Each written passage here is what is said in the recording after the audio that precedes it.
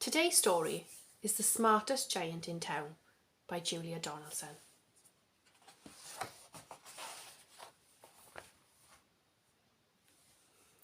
George was a giant, the scruffiest giant in town. He always wore the same old brown sandals and the same old patched up gown. "I wish I wasn't the scruffiest giant in town," he said sadly.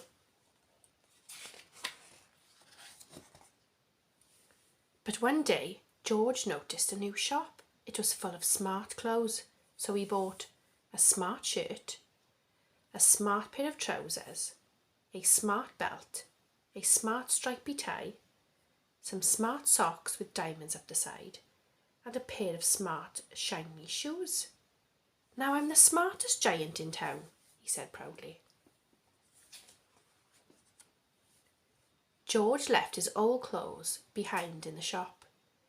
He was about to go home when he heard a sound. On the pavement stood a giraffe who was sniffling sadly. "What's the matter?" asked George. "It's my neck," said the giraffe. "It's so very long and so very cold. I wish I had a long, warm scarf." "Cheer up," said George, and he took off his stripy tie.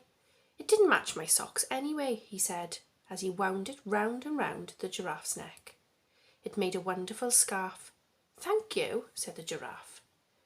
As George strode towards home, he sang to himself, "My tie is a scarf for a cold giraffe, but look me up and down, I'm the smartest giant in town."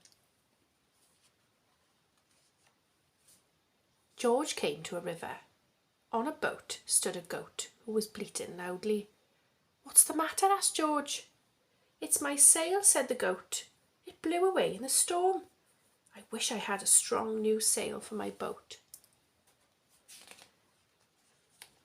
"Cheer up," said George, and he took off his smart new shirt.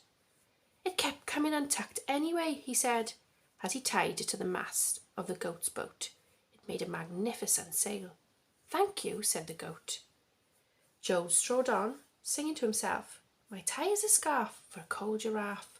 My shirt's on a boat as a sail for a goat. But look me up and down, I'm the smartest giant in town."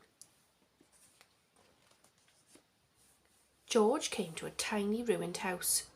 Beside the house stood a white mouse with lots of baby mice.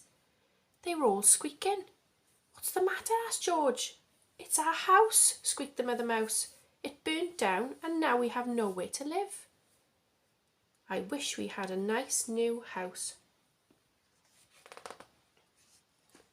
"Cheer up," said George, and he took off one of his shiny shoes. "It was giving me blisters anyway," he said. As the mouse and her baby scrambled inside, the shoe had made a perfect home for them. "Thank you," they squeaked. George had to hop along the road now, but he didn't mind. As he hopped, he sang to himself, "My tie is a scarf for a cold giraffe. My shirt's on a boat as a sail for a goat. My shoe is a house for a little white mouse. But look me up and down, I'm the smartest giant in town." George came to a campsite. Beside the tent stood a fox who was crying. "What's the matter?" asked George. "It's my sleeping bag," said the fox. "It dropped in a puddle. I wish I had a warm, dry sleeping bag."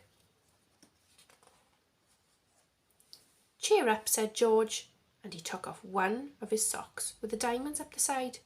"It was tickling my toes anyway," he said. As the fox snuggled into it, it made a very fine sleeping bag. "Thank you," said the fox. George hopped on, singing to himself, "My tie is a scarf for a cold giraffe. My shirt's on a boat as a sail for a goat. My shoe is a house for a little white mouse. One of my socks is a bed for a fox.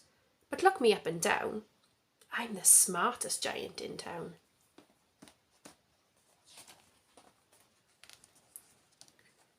George came to a squelchy bog.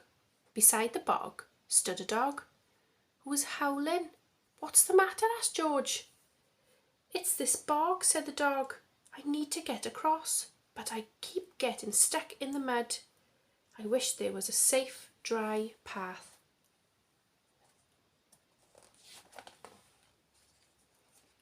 Cheer up, said George, and he took off his smart new belt.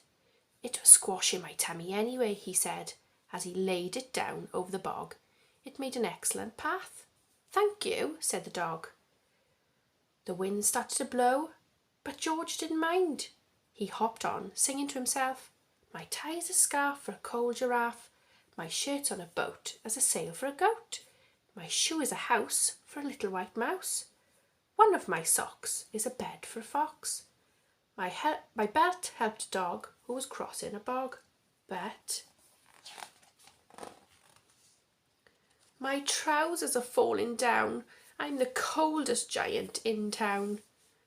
Suddenly George felt sad and shivery and not at all smart. He stood on one foot and thought, I'll have to go back to the shop and buy some more clothes. He turned around and hopped all the way back to the shop.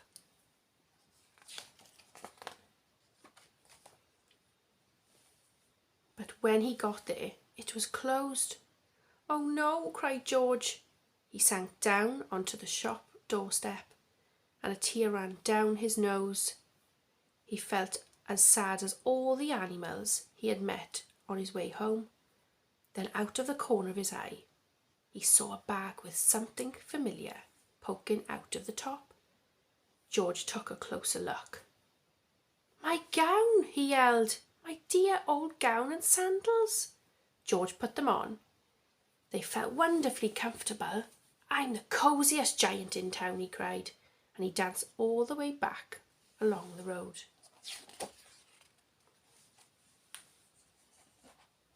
Outside the front door stood all the animals he had helped. They were all carrying an enormous present. Come on, George, they said, open it. George untied the ribbon. Inside was a beautiful gold paper crown and a card.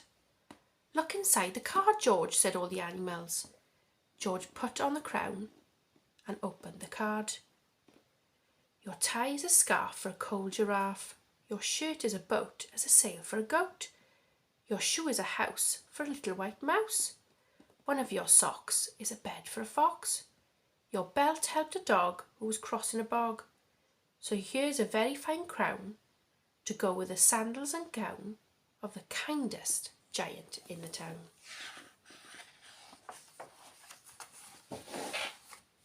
The end.